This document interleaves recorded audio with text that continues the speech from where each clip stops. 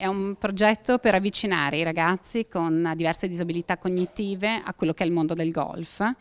non solo a fini sportivi. Per loro è importante concentrazione,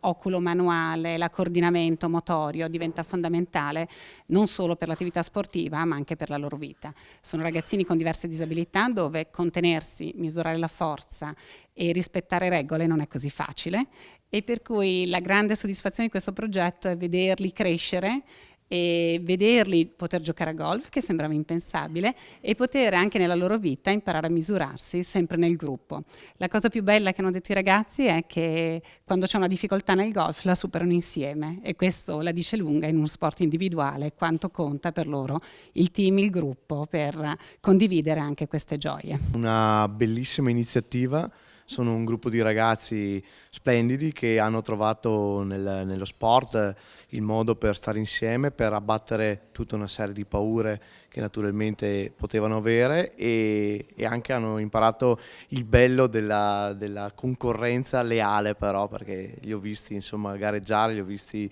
insomma fare questi sport e veramente sono fortissimi, quindi non potevamo che ospitarli, accogliere con entusiasmo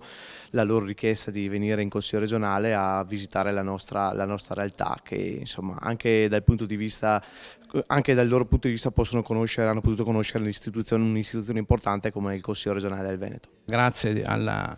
collaborazione con Isabella, che è un vulcano ed è fantastica, noi come associazione sportiva, che siamo un campo pratica in centro a Verona, abbiamo messo a disposizione la nostra struttura con volentieri e con piacere, e con la partecipazione e la gioia anche di tutti gli associati che partecipano alla vita del circolo nel vedere queste iniziative e queste attività che vengono svolte presso il nostro circolo.